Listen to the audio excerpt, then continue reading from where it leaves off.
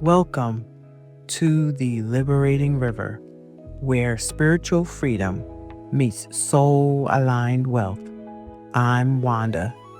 Money is one of the most common sources of conflict in romantic relationships. Yet most couples misunderstand what they are actually arguing about. On the surface, it looks like disagreements. Disagreements about spending, saving, financial priorities. But underneath those conversations lies something much deeper: emotional safety, identity, and internal regulation.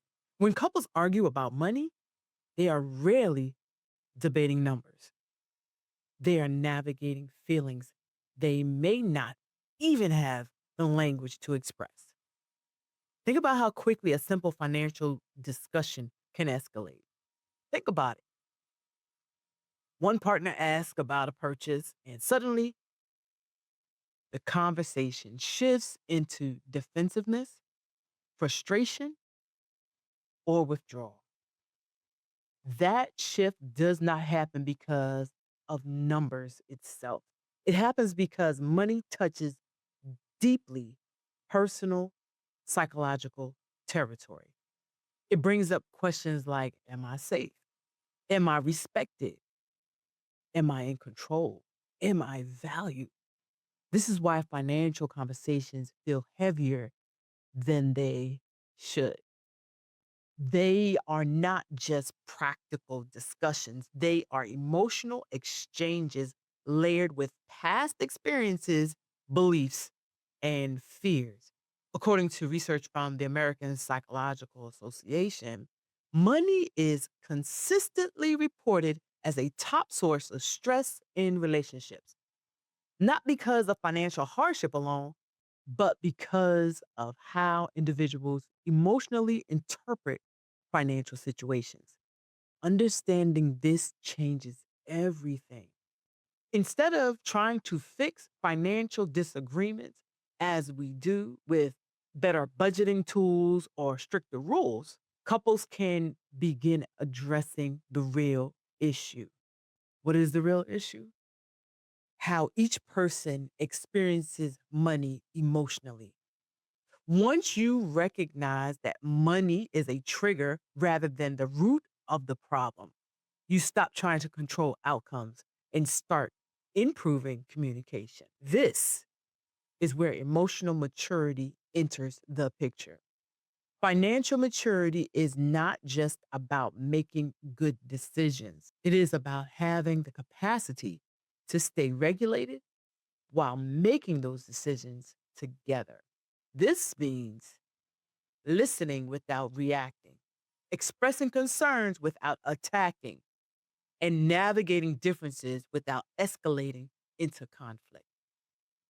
When couples begin to approach money this way, something shifts. Conversations become less about proving a point and more about understanding each other. And in that space, financial clarity becomes possible. Not because the numbers changed, but because the emotional environment did. Until you understand that, you will keep trying to fix numbers when the real issue is nervous system regulation. As I said, money conflicts are not just about money.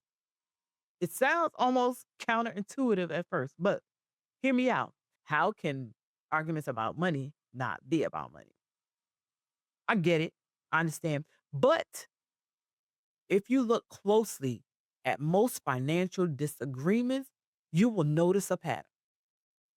The argument may start with a specific issue, sure, spending too much, saving too little, or disagreeing on priorities. Understood. But it quickly expands to something more personal. This happens because money acts as a symbolic amplifier. It magnifies underlying emotions that may have nothing to do with the actual transaction. For instance, one partner's spending may represent freedom or reward. Another it may represent danger or loss.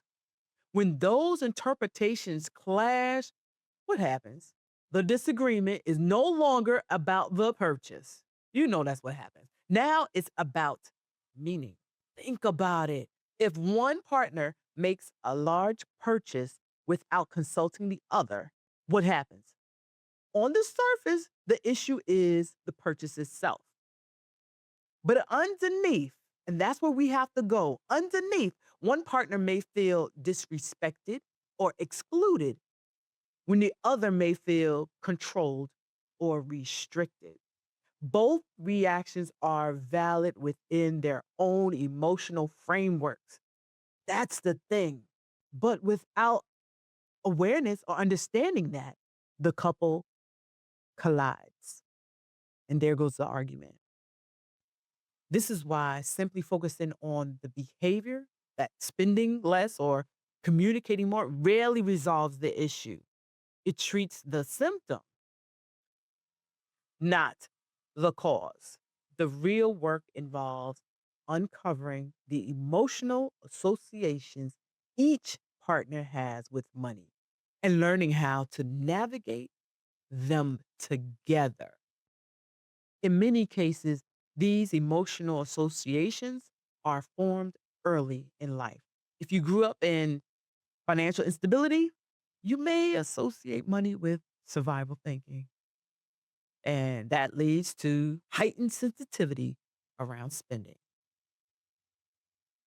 If you grew up in abundance, you may view money as a tool for enjoyment, leading to a more relaxed approach.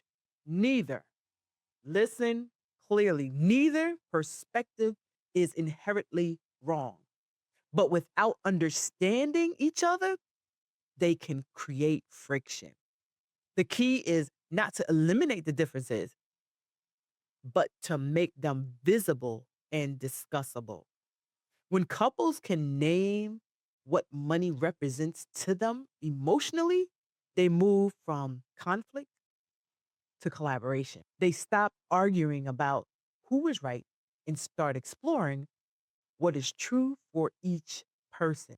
That shift is what transforms financial conversations from the battlefields into opportunities for connection.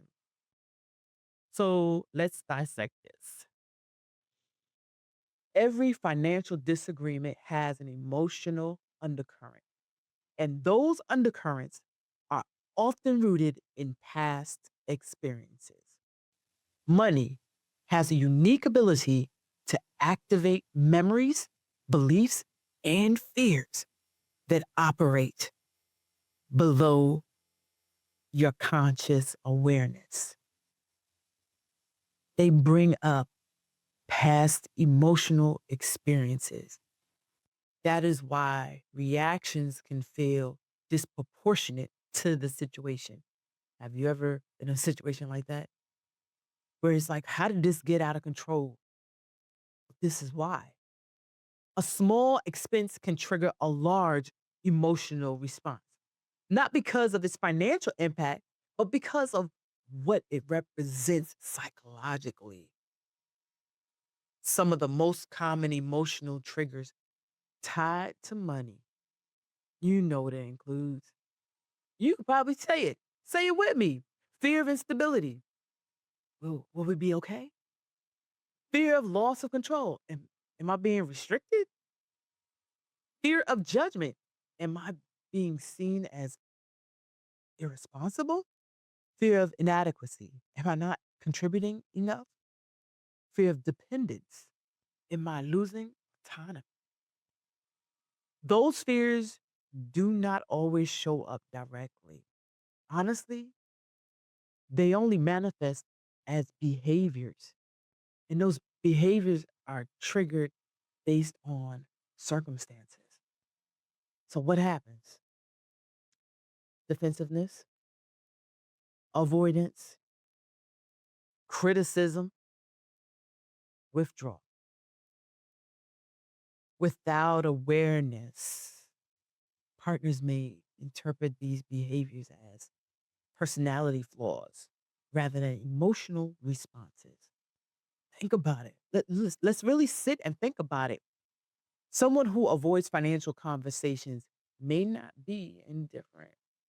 They may be experiencing shame or anxiety tied to money. Someone who insists on strict control over finances may not be domineering. They may be trying to create a sense of safety in an environment that feels mm, unpredictable. Recognizing those patterns requires emotional literacy. It requires the ability to pause and ask the questions rather than reacting automatically and judging. This is where many couples struggle. Emotional triggers feel urgent, and urgency often leads, where does it lead to? Reaction rather than reflection. But when couples learn to slow down and explore what is underneath their reaction, they gain access to a deeper level of communication. Let's be honest. Let's really be honest. When two people enter a romantic relationship, they are not starting from a blank slate. I don't care how much we say, don't come into a relationship with baggage. You are always coming with luggage. One suitcase, two suitcases, three suitcases, might be a trunk full, might be a truck full. You're always going to come with something because those luggages, baggages has helped to make you who you are. So those luggages and baggages, those are years worth, sometimes decades worth of experiences, beliefs, and conditionings. So they're coming with stuff. And as they come with things, they are also coming with how they think about money, how they respond to financial stress, and how they communicate about resources. Most of this operates unconsciously, which is often why it goes unexamined until conflict arises. Each partner carries what could be described as financial baggage or luggage, but not in a negative sense. It is simply the accumulation of past experiences that shape present behavior, just like everything else you experience in your life. And just like everything else you experience in your life, this includes childhood conditioning. What did you see as a kid? Exposure to financial stability or instability, cultural beliefs, and of course, your personal experience with earning, spending, and saving. These patterns do not disappear when a relationship begins. It doesn't go down the toilet, it comes with you. They come into the relationship and interact with the other person's patterns. This interaction can either create alignment or friction. It all depends on how aware each partner is of their own conditioning. Stay tuned to be continued coming next week.